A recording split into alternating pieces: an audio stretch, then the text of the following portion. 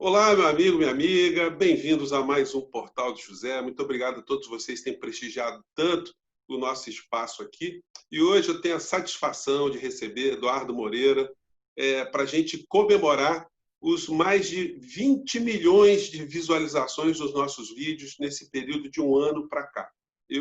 Quando abri esse espaço aqui, eu nunca pensei que o alcance pudesse ser tão legal, sem falar no tanto de gente que reproduz os nossos vídeos, recortam, colocam nas suas páginas, colocam no WhatsApp, enfim.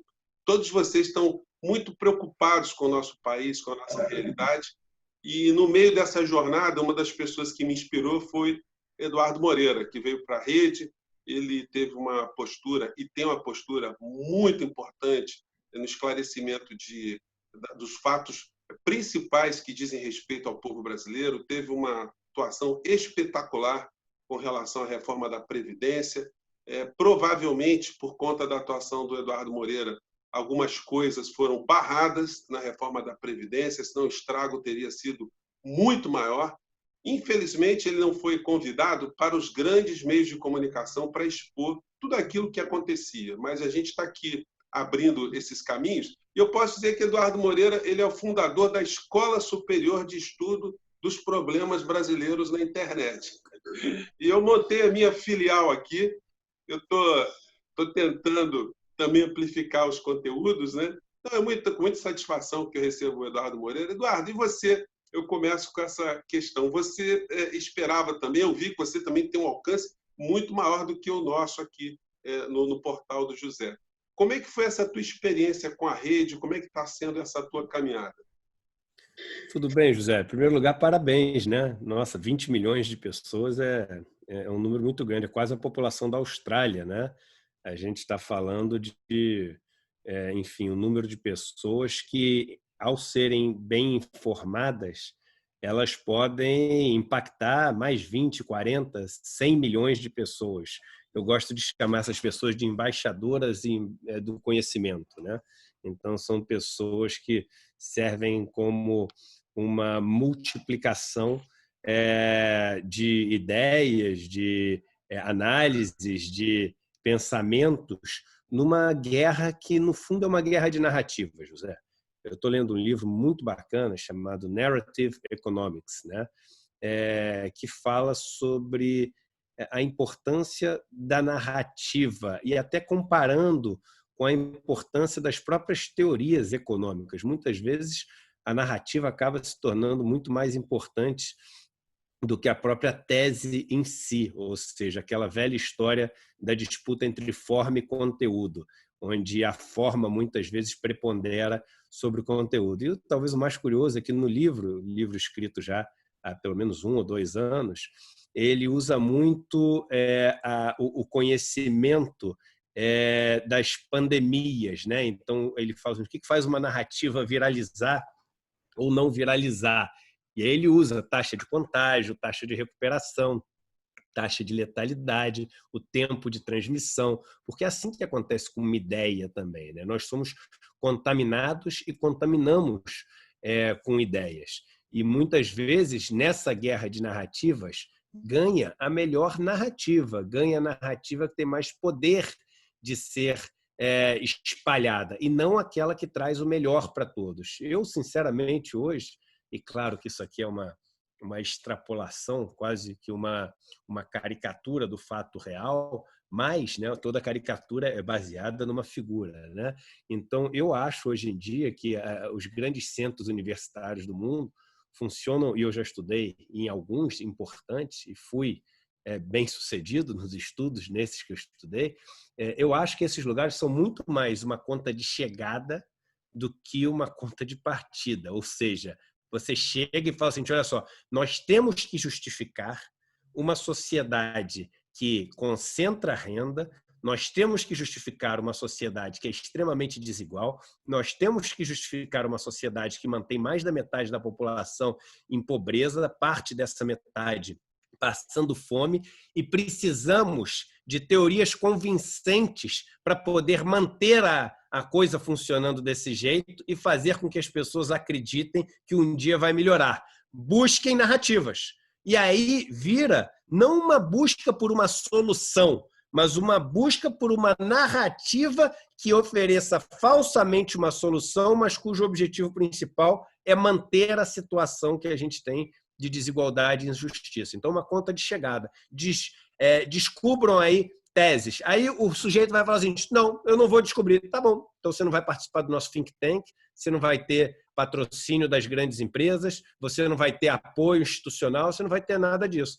Aí quando surge com uma ideia que diz que vai acabar com a desigualdade, responsabilidade social, ecologicamente correto, não sei o quê, mas que dentro dessa ideia ele consegue colocar dentro privatização, Estado mínimo, a busca pelo lucro acima de qualquer coisa, não sei o quê, o comércio em tese livre, né, que é livre para os mais ricos, nunca livre para os mais pobres. Quando ele consegue colocar isso na teoria, aí é o seguinte, aí despeja patrocínio, despeja ajuda financeira, despeja recursos para ele poder fazer dessa teoria mainstream e isso poder empurrar essas pessoas que têm esse domínio econômico, esse domínio de poder no mundo. Então, essa narrativa que você consegue combater com esses 20 milhões de acessos é algo que é louvável e merece todo o nosso aplauso. Pois é, Eduardo, é um negócio fantástico quando a gente está falando aqui. A gente está falando com uma sala de aula, né? Que reúne, às vezes, um Maracanã inteiro, né? Quando os nossos vídeos alcançam muitas visualizações, né? Então, isso é muito bacana. Eu gosto muito de ficar imaginando essa gente toda escutando o nosso papo aqui, né? Mas dentro disso que você falou, Eduardo, tem um outro fator também que contribui com essa visão da narrativa, que são os aspectos das religiões pentecostais ou neopentecostais, que fazem também esse tipo de mistura de fé religiosa ou de uma busca espiritual com um acoplamento a bandeiras econômicas também, né? Aí se criou esse tal monstrengo de conservador nos costumes e liberal na economia.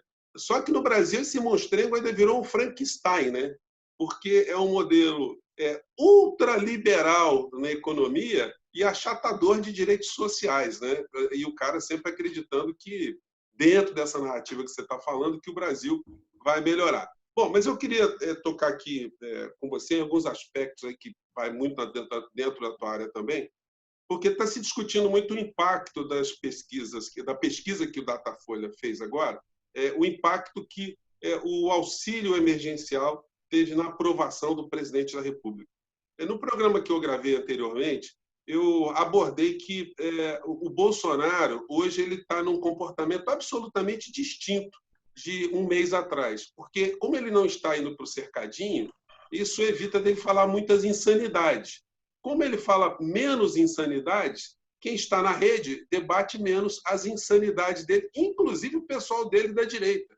Eu pesquiso o povo da direita, de uma maneira geral, eles perderam completamente o discurso. Eles estão entrando em questões ligadas à menina lá dos 10 anos, a questão religiosa, assuntos periféricos. O assunto estrutural ele acaba não sendo tocado em relação à economia aqui do nosso país. Então, feita essa minha a ênfase toda, essa abertura toda, eu te pergunto, o que você entende desses programas emergenciais? Você acha que economicamente isso pode ser sustentado?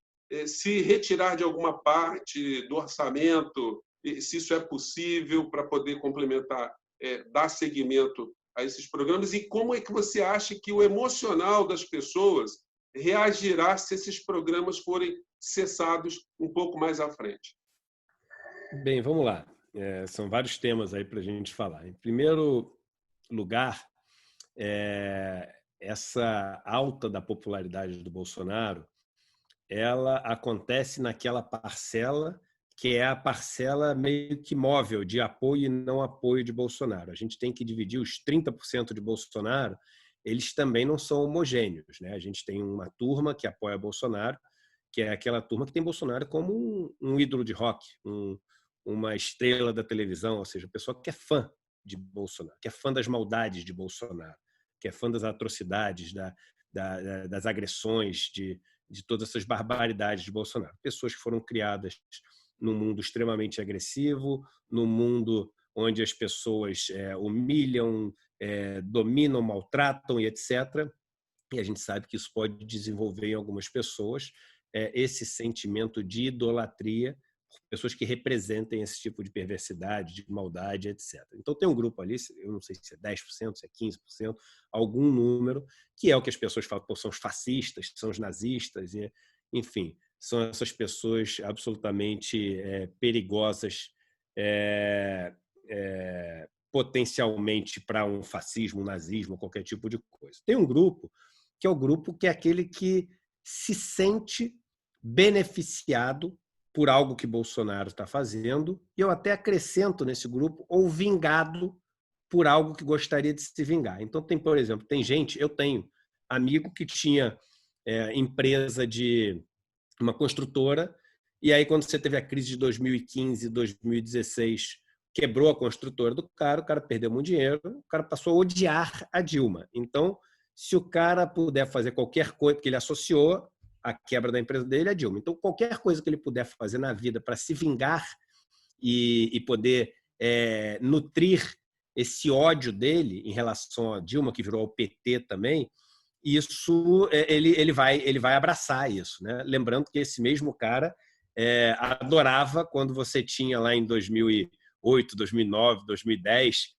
aquele momento de Brasil economicamente super forte, mesmo após a crise mundial de 2008. Mas essas pessoas que passaram a odiar o PT, o antipetismo, são parte dessas pessoas que passam a apoiar Bolsonaro para se ver vingadas contra aquilo que elas aprenderam a odiar. E a outra, a parte da turma que está se dando bem. E da turma que está se dando bem, tem a turma, por exemplo, que está se dando bem do mercado financeiro. Sabendo como é a cabeça das pessoas do mercado financeiro, egoísta, pessoas que querem, enfim, tirar do setor produtivo porque não produzem nada, o setor financeiro não produz nada, um pé de alface. Então, esses caras dependem de tirar do setor produtivo. Então, como esses caras podem ser contra Bolsonaro com as medidas que o governo Bolsonaro tem tomado para privilegiar o setor financeiro desde o começo?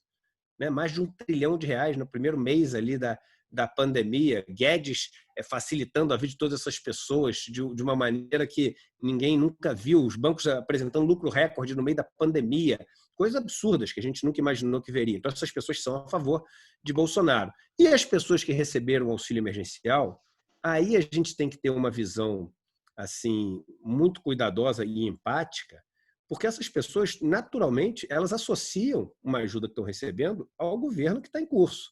Porque se você chegar e falar o seguinte, pensa bem, José, olha só, vai mudar o governo. Mudar significa não saber o que virá adiante. E eu sei que eu recebo R$600. Então, eu sou a favor que não mude. Se eu sou a favor de que não mude, eu sou a favor do que está aí. E o que está aí é Bolsonaro. Logo, sou a favor de Bolsonaro. Mais de 70% das pessoas que recebem, 72% foi o dado que o Datafolha trouxe, o auxílio emergencial, é de famílias que antes da pandemia tinham uma renda per capita abaixo de R$89. Por que 89? Porque é a faixa de extrema pobreza. Então, imagina, essas pessoas passam a receber os R$600. É natural que elas passem a apoiar o que está aí. É natural que elas passem a não querer que o que está aí mude. Então, esse grupo de pessoas são pessoas que eram miseráveis. E aí eu acho que a gente tem que sair um pouco do discurso intelectual, do discurso afastado, do discurso da Zona Sul, digo, do Rio, em São Paulo, do Itaim, da Faria Lima, que é aquele discurso um absurdo, porque não sei o quê, eles estão querendo comprar os pobres. Esse é discurso de quem nunca passou fome. Esse é discurso de quem nunca passou o perrengue da dificuldade. O cara ali está vivendo numa miséria, num desespero, todo mundo morando no mesmo quarto, o marido bate na esposa, o filho é abusado, não tem dinheiro para comer, disputa ali a comida, e aí de repente surge os R$600, e aí você acusa que o cara está comprando esse apoio. Pô, o cara está falando o seguinte, vem cá, eu vou acusar você, que nunca veio me ver antes, e agora você está me usando politicamente. E é verdade, está errado de dizer que você está usando politicamente para dizer que está sendo comprado. É que nem as pessoas que falam o seguinte, esses entregadores é um absurdo, não sei o quê. Tá bom, é um absurdo, mas você já foi ver a vida do cara? Então, primeiro tem que falar o seguinte, olha só, eu te vejo, eu te entendo, eu não quero acabar com esse teu emprego, porque eu sei que se eu quiser acabar com esse teu emprego hoje, eu me torno um inimigo teu. Eu sei da sua necessidade de fazer isso, mas eu vou brigar para que você tenha condições dignas, justas, porque você não é pior do que ninguém. Você tem que ter segurança, você tem que ter saúde, você tem que ter um salário melhor porque a empresa está ganhando mais. Esse é outro tipo de discurso. E não assim, esses entregadores, isso é um absurdo eles fazerem essas entregas, vamos acabar com isso. Isso é discurso da turma que vamos mudar na festa, entendeu? Vamos mudar do ar-condicionado, vamos mudar daqui do nosso joystick. Não é assim que funciona. Então, essa popularidade, ela tem que ser. Mesmo, aí entra o negócio da igreja pentecostal também. O pessoal, e é óbvio que é um absurdo a turma que vende para quem não tem dinheiro a salvação, vende a esperança, mas, ao mesmo tempo, o cara precisa de esperança. Quem é que vai oferecer essa esperança para ele? É o cara? Então, em vez de criticar o cara, dá esperança para ele. Porque, senão, a gente acaba tendo raiva de quem comprou a esperança. E o cara vai ficar com raiva da gente, porque ele fala assim, o cara não sabe o que é viver sem esperança. Entendeu? Então, tudo isso, eu só estou falando isso porque às vezes é muito mais complexo do que tipo assim, porque Bolsonaro agora comprou o negócio com R$600. Porque eu odeio as igrejas neopentecostais. Porque não sei. Aí sabe o que acontece? A gente não vai a lugar nenhum. A gente vai continuar aqui, todo mundo um falando para o outro aqui, nossos amigos todos, bem intencionados, mas pouco efetivos. Em relação a dá para manter os R$600 ou não? O Estado ele é só um realocador de riqueza, né? Então, ele escolhe de quem ele tira e para quem ele dá.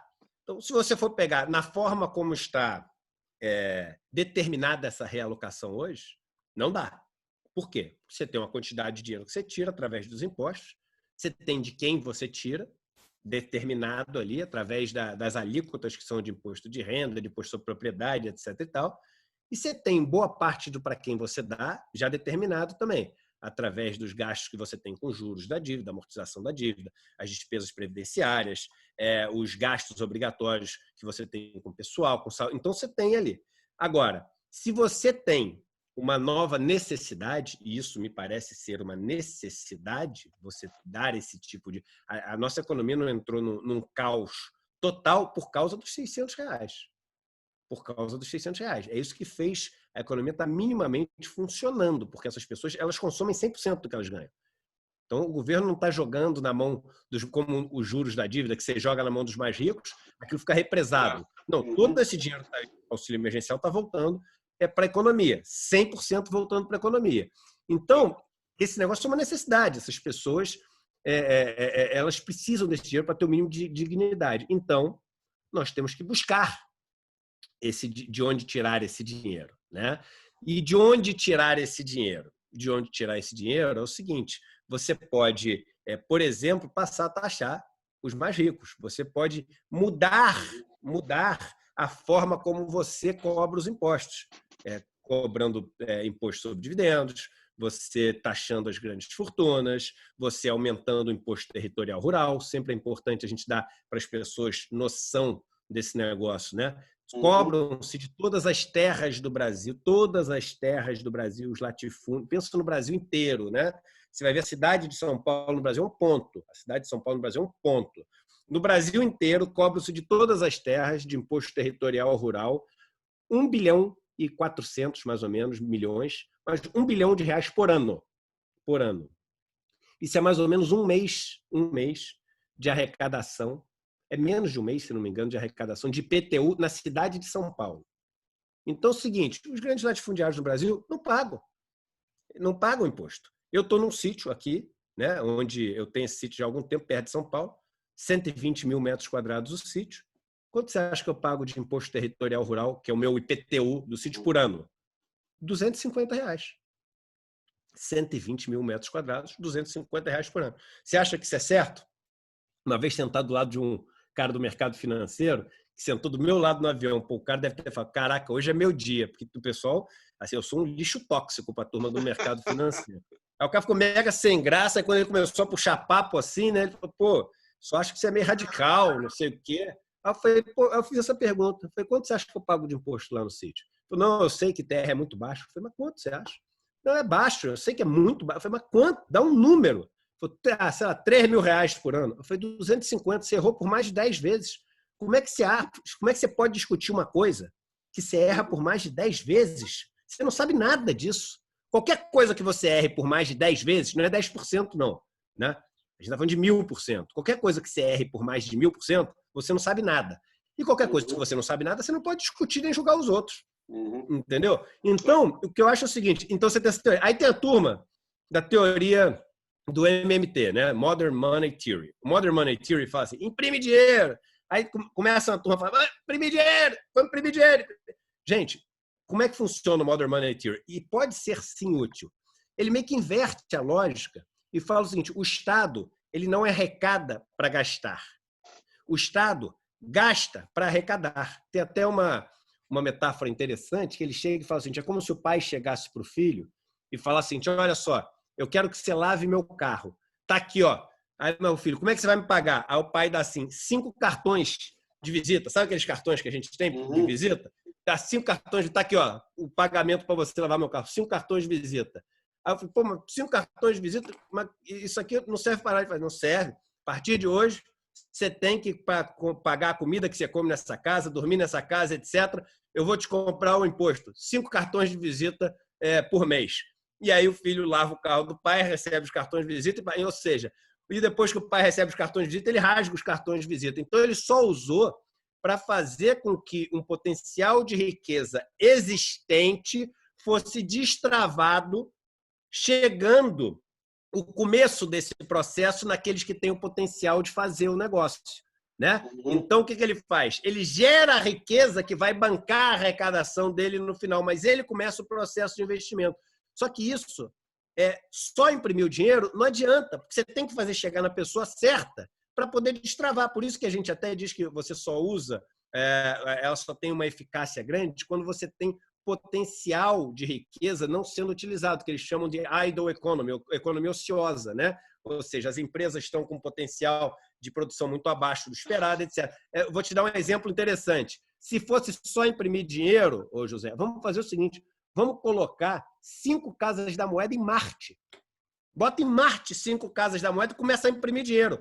Volta daqui a 10 anos em Marte, vai ter alguma coisa em Marte? Não vai ter nada em Marte. Porque não adianta nada o dinheiro sem ter o potencial para ser transformado em riqueza e depois seguir esse ciclo realimentando. Então, uma maneira seria, sim, você criar este dinheiro, imprimir, que não é imprimir mais, que é imprimir nota, não sei o quê, mas você criar esse dinheiro, e aí no imaginário das pessoas, imagine imprimir esse dinheiro para pagar esses R$600, e você, com a atividade econômica e riqueza que vai ser gerada, você recolher novamente esse dinheiro que você usou para começar o processo através de impostos, de taxas, de tarifas que são cobradas pelo Estado para poder pegar de volta isso e ficar sobrando o legado que esse processo todo te dá. Pois é, Eduardo. Eu já li em algum lugar que o dinheiro circulando no mundo, né? O dinheiro circulado pelo meio virtual, pela internet, os movimentos, ele é 90% superior ao dinheiro de verdade que existe.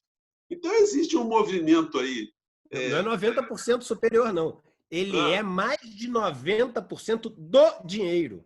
Ou seja, ele é 900% superior ao outro. É mais ou seja, só 10% é dinheiro de verdade, né? O restante são operações. Isso. Eu ouvi um número até menor, se não me engano era 3, mas posso estar errado, posso estar fazendo confusão. Mas eu sei que era um número assim, abaixo de 10%. Sim. Moral da história. O Paulo Guedes está numa sinuca, então, né? Porque, a menos que ele resolva vir para a classe média ou ricos para Paulo Guedes são as pessoas que ganham mais de R$1.900 por mês porque elas pagam imposto de renda. Então, ele já está usando esse discurso de que livro é supérfluo, tem que taxar livro, tem que pegar as pessoas que estão fora do mercado de trabalho, os 40 milhões de invisíveis. É um negócio impressionante, né? O ministro da Economia falar em 40 milhões de invisíveis chega a ser uma coisa aviltante e agressiva. Mas ele quer pegar esse pessoal que sobrevive de todas as formas possíveis e taxar esse pessoal, tributar esse pessoal. Ele diz ampliar a base, né? e para manter a mesma arrecadação, ou seja, se ele não vier para cima da classe média, ou os ricos, como ele está dizendo, né, para retirar dinheiro para jogar para esses programas, os programas eles não vão se sustentar, porque taxar os super ricos, isso aí está fora dos, pelo menos, dos projetos de reforma tributária que eu li em todos os jornais até agora. Eu não vi nenhum projeto de tributar fortunas individuais, remessas de lucros para fora do nosso país, os investidores, os fundos de investimentos, enfim, os abutres. Nós não vimos nada em relação a isso, a taxar grandes propriedades. Então, ou ele vai para cima da classe média, considerada essas pessoas de mais de R$ 1.900, ou então o programa tende a se acabar. E se acabar, aí que está a grande interrogação. Como é que as pessoas vão reagir a uma perda ou uma cessação desses programas? Aí eu volto a te jogar essa batata quente para tentar intuir o que pode acontecer. Não, a gente está, nesse momento, absolutamente dependente disso. O número de cargos, de postos de trabalho que foram perdidos na pandemia é muito maior do que as pessoas imaginam. As pessoas, elas olham a taxa de desemprego, que é aquela que aparece no Jornal Nacional, nos portais, etc., que cresceu de 12,9 para 13, não sei o quê. Essa taxa de desemprego, ela só considera desempregado aquele que procurou emprego ao longo do último mês. Numa pandemia, as pessoas não procuram emprego. Primeiro, porque elas não querem se expor à doença, e segundo, porque elas acham que as empresas não vão dar no meio da pandemia emprego para elas. Então, elas não querem queimar as fichas ali na história.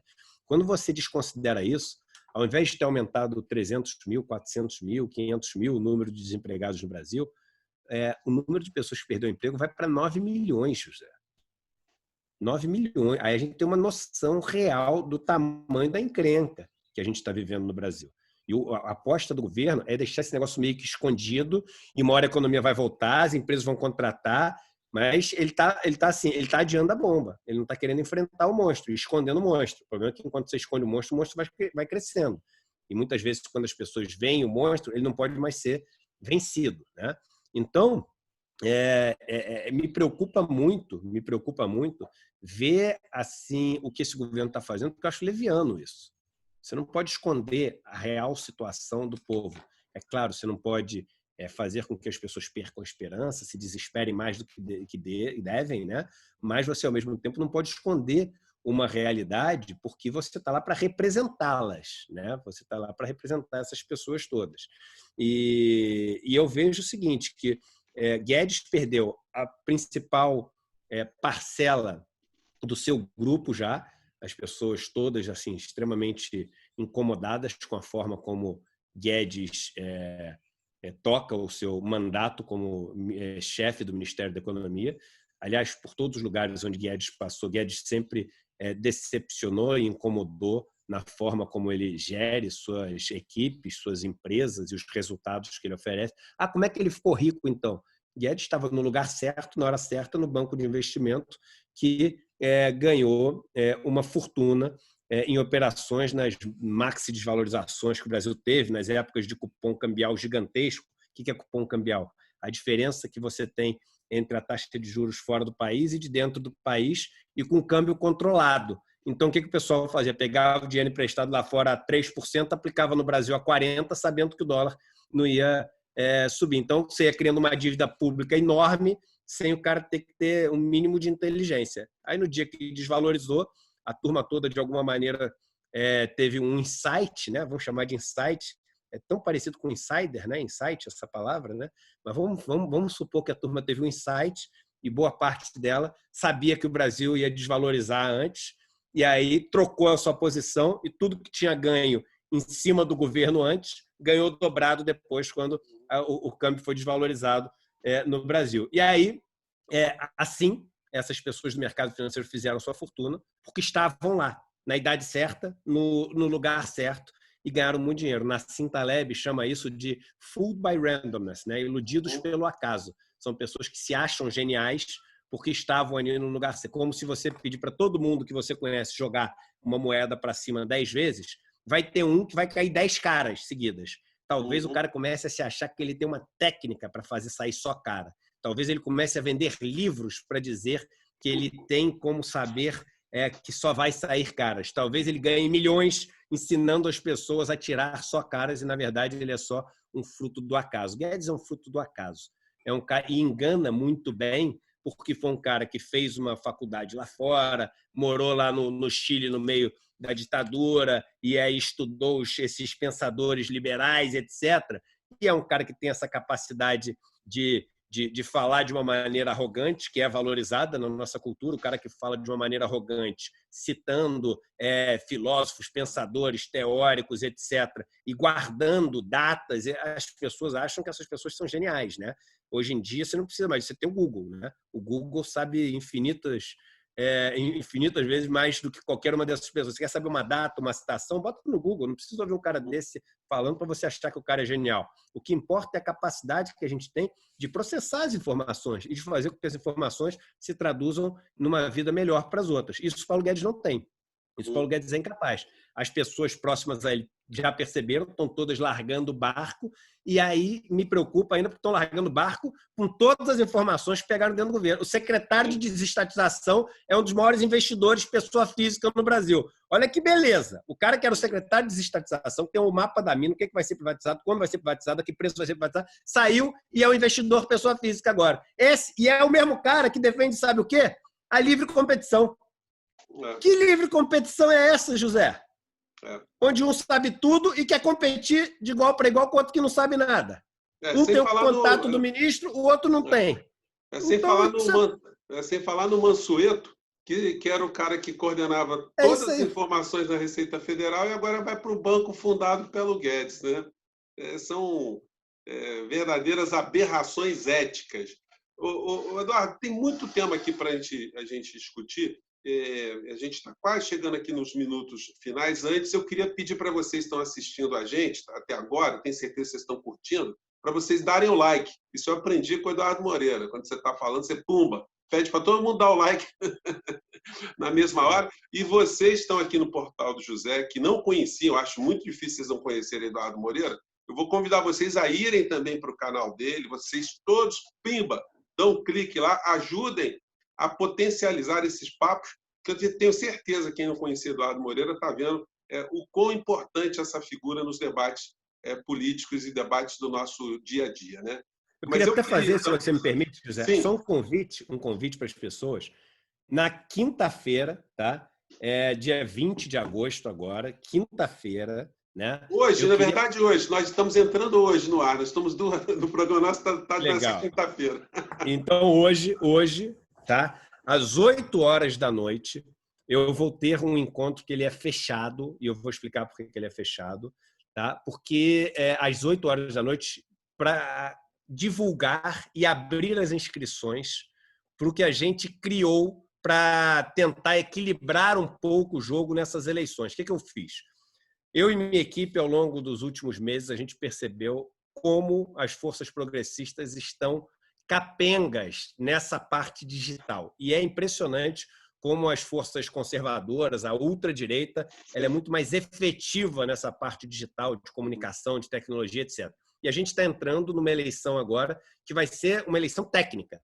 É uma eleição onde as pessoas têm que dominar a técnica da internet, como você chama a atenção, como é que você se comunica, o que você fala, qual que é a velocidade das palavras, o ritmo, quais os veículos, Instagram, Facebook, WhatsApp, como você usa cada um deles, como é que você distribui sua verba. Então, ela é técnica, essa eleição. Então, o que a gente fez? A gente pegou, contratou uma pessoa que é uma das que melhor constrói metodologias, e chamamos os maiores especialistas em cada uma dessas competências. Então, chamamos o Ricardo Stucker, que foi fotógrafo do presidente Lula durante todo o seu mandato, para falar sobre fotografia, transmissão, imagem, não sei o quê. Chamamos a maior fonoaudióloga do Brasil de preparação de políticos e artistas, etc., para ensinar as pessoas a falar com entonação, linguagem não verbal, pausas, etc. Chamamos um dos maiores consultores políticos do Brasil para falar sobre a cabeça do eleitor. Chamamos o Felipe Nunes, que é o cara que criou o índice de popularidade digital, que diz como você faz para ganhar ou perder a popularidade digital e chamar a atenção das pessoas. O meu sócio, que é o maior cara do Brasil de marketing digital, para ensinar as pessoas a usar essas plataformas. Eu vou falar sobre economia política, sobre narrativas, sobre discursos, etc. Vai ter a Gabriela Hollenberg para falar sobre a questão jurídica. São mais de 20 horas de curso e nós estamos dando cerca de 1.000 bolsas totalmente gratuitas para os candidatos que representam as comunidades que não são representadas hoje. Então, vai ser mais ou menos metade para candidaturas negras, vai ser metade para candidaturas de mulheres, o MST, os sindicatos, a Educafro, todos vão ter bolsas que eles vão ganhar para poder a gente ter muito mais chance de eleger essas pessoas. E amanhã a gente vai abrir as inscrições para aqueles que vão se inscrever pagando. A gente fez para ter essas pessoas num preço super acessível. Então, amanhã não, hoje, né? Então, hoje, às 8 horas da noite, quem quiser se inscrever para poder assistir essa aula é mce2020.com.br. MCE, Método do Candidato Eleito 2020.com.br. Eu acho que é uma contribuição que a gente está dando. São quase 1.000 bolsas para as pessoas poderem competir de igual para igual, porque senão essa eleição vai ser uma eleição que vai ser um perigo. Pô, espetacular. E tem mais, né? Mesmo para as pessoas que não estão com candidaturas já preparadas para esse ano, o curso já serve como um grande para se preparar, montar a base, é isso aí. Daqui a 2 anos, para quem quer amadurecer mais essa ideia. Pô, espetacular, Eduardo. Sensacional a ideia. Tem aí o meu apoio também. Se bobear, até eu vou me inscrever para conhecer mais dessas mecânicas, dessas ferramentas. Porque eu estou aprendendo aqui muito também, né?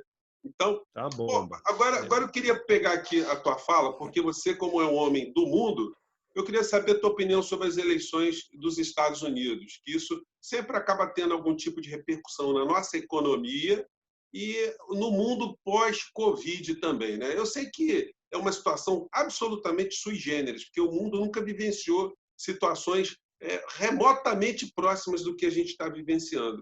Mas qual a tua expectativa, você, quando analisa as candidaturas postas lá nos Estados Unidos e o que pode acontecer com o Brasil dependendo dessas variantes? Ou será que não vai acontecer absolutamente nada com o Brasil, independentemente ou dependentemente do que aconteça lá? Bem, vamos lá. Em primeiro lugar, eu acho que Trump vai ser derrotado, tá? E quem está falando isso é alguém que foi um dos únicos, né, que falou que Trump ia vencer as eleições no artigo da Exame. Eu, no artigo da Exame, com não sei se um mês ou alguns meses, quando a Hillary era total favorita, eu falei que achava que Trump venceria, né? E agora eu acho que você vai ter uma vitória do Biden, né? Primeiro porque isso que talvez seja visto por muitas pessoas como um defeito do Biden acaba sendo uma virtude neste momento, que é ser um cara mais frio, tal, picolé de chuchu, né? Porque ao mesmo tempo fica mais difícil você atacar esse cara, porque ele não erra tanto, ele não acerta tanto, mas não erra tanto. É um cara que é meio que previsível, um cara que é meio insosso, mas às vezes você dá o sabor, você dá também o elemento para o cara te derrubar quando você tem uma máquina como a máquina de Trump nas redes de buscar coisas que são polêmicas. O Biden é um cara muito menos polêmico, né? Ele acertou muito, para mim, na sua vice, porque o processo eleitoral nos Estados Unidos é muito duro até você escolher o candidato democrata e republicano. Então, muitas vezes, são tantos ataques entre as candidaturas democratas que você perde muitos eleitores democratas porque os caras passam a ter ódio da sua candidatura. E ao trazer a Kamala Harris, você trouxe a primeira negra nos Estados Unidos a disputar numa chapa principal e você trouxe também uma mulher, porque muitas mulheres nos Estados Unidos estão até agora com aquele gosto ruim de ter perdido a última eleição com a Hillary Clinton. E é uma pessoa que tem esse tempero, essa agressividade, essa ousadia, mas com muita habilidade para fazer isso, que foi uma procuradora geral, né, da Califórnia durante muito tempo. Então, é uma pessoa que sabe falar bem, que sabe acusar, se defender. Então, é uma pessoa que tem essas habilidades todas. Todos os modelos americanos estão mostrando que você não vai ter refresco da pandemia e vai ter números assustadores até o dia 3 de novembro, que é quando você vai ter a eleição nos Estados Unidos. Então, uma coisa que você sente na pele de verdade, e muitos republicanos estão incomodados. E apesar de você ter ali quase 10 pontos nas pesquisas que mostram o voto popular, nos colégios eleitorais, nos swing states, você tem colégios eleitorais que sempre foram republicanos, o negócio meio que empatado. E aí tem uma análise muito boa que a Heloísa Vilela fez no meu canal outro dia, que é o seguinte: por mais que o negócio está mais ou menos empatado, provavelmente vai para o Trump, isso significa que o Trump vai ter que gastar dinheiro e tempo nesses estados, que ele não gastaria normalmente se estivesse muito na frente. E dinheiro e tempo são recursos escassos. Quando você gasta nesses lugares, você deixa de gastar em outros onde a distância está grande ali a favor dos democratas. Então, eu acho que você tem uma probabilidade muito grande de vitória do Joe Biden e da Kamala Harris. E são dois muito críticos, por exemplo, a Bolsonaro, diretamente a figura de Bolsonaro, tendo já feito posts especificamente contra os dois. Então, eu acho que isso, o Brasil ele fez uma aposta de todos os ovos numa cesta só, que foi a cesta do louco do Trump, e isso pode estar mudando nos próximos 2 meses, esse cenário mudando completamente. E é claro que o mundo é um mundo super pragmático, né? Quando você vê, não, mas agora a gente quer fazer negócio com as pessoas, abrem as portas para você, mas você não vai ser o primeiro da fila. Você não vai ser o cara que tem a simpatia. Você vai ter que pagar mais caro por aquilo que você pagaria antes, mais barato. E quando eu digo mais caro, não é só por uma commodity, eu digo em termos de esforço, de buscar, de ter que articular. E esse governo está preparado para pagar mais caro? Esse governo tem bons diplomatas? Esse governo tem bons ministros? Esse governo tem bons articuladores políticos? Não parece que tem. Então, esse tabuleiro geopolítico mundial não parece algo que vai favorecer um país que já vai sair da crise sofrendo um preconceito muito grande do resto do mundo pelas ideias que carrega como bandeira. Bom, e para terminar, Eduardo, Covid. A gente acabou não tocando nesse tema, nós já ultrapassamos mais de 111 mil pessoas mortas aqui no nosso país. São números que, com certeza, são subnotificados. Eu já até comentei com vocês, eu tive Covid, fui para um hospital bom aqui no Rio de Janeiro e o hospital não registrou que eu estava com essa enfermidade, me curei, não usei os remédios malditos aí que o presidente fica dizendo que resolve a situação, né? Eu e minha mulher saímos bem disso, enfim, estamos bem recuperados, mas a gente fica extremamente angustiado com esses números todos os dias que estão sendo apresentados como estatísticas. Os apresentadores de televisão chegam, fazem um semblante pesado e tal. E isso, inclusive, explica o porquê do Bolsonaro ainda ter algum tipo de simpatia ou de aprovação na gestão dele, porque os meios de comunicação não atrelaram esse genocídio à irresponsabilidade dele também.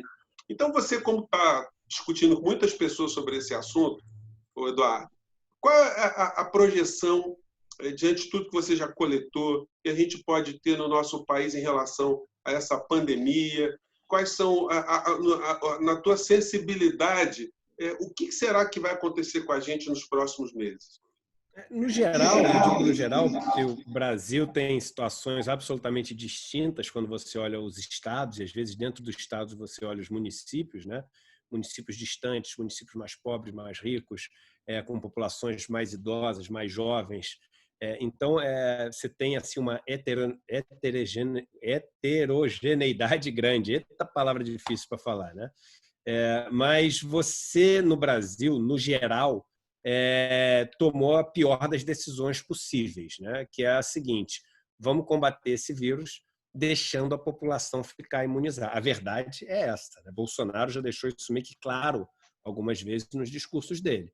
E isso, até a OMS, né, a Organização Mundial da Saúde, falou alguns dias atrás que essa é a pior decisão que qualquer pessoa pode ter, porque significa escolher matar centenas de milhares de pessoas e mortes que poderiam ser evitadas. É muito importante as pessoas saberem isso. Não existe esse consolo de que, mas de um jeito ou de outro morreria. Não é verdade. No Vietnã morreram 25 pessoas até agora. É um país de 100 milhões de pessoas, um país pobre. No Vietnã morreram 25 pessoas. No Brasil morreram mais de 110 mil pessoas. Então, a gente está falando o seguinte, gente: eu não escolhi Nova Zelândia, Eu não escolhi país pequeno, eu escolhi um país grande com mais de 100 milhões de pessoas, metade da população brasileira, um país pobre, um país com todas as dificuldades que a gente tem aqui. Quantas famílias estão destruídas, José? Todos os dias estão chegando para mim notícias avassaladoras. A gente teve, assim, está passando um sufoco grande com uma pessoa da família da minha esposa, muito próxima, né, parente de primeiro grau ali, e quantas pessoas poderiam não estar passando esse sufoco se a gente tomasse as medidas corretas? Quando você olha o gráfico do mundo dos países que fizeram lockdown, tem ali uma faixa, que é uma faixa cinza, né, do período de lockdown nos gráficos. O Brasil é o único que aparece uma faixa rachurada. Por quê? Porque é o único que eles não consideram que fez o que eles chamam de lockdown. Então, assim, a gente começou a diminuir agora, um pouquinho, mas começou a diminuir. Mas começou a diminuir porque é isso mesmo. Se não fizer nada, um dia começa a diminuir. Você começa a ter uma imunidade de pessoas que já pegaram, etc., mas aí você matou 200 mil, 300 mil, 400 mil. Eduardo, só para reforçar, desculpa interromper, que a gente tem essas conexões aqui, que se a gente não entra, a gente não consegue, né? É o formato aqui.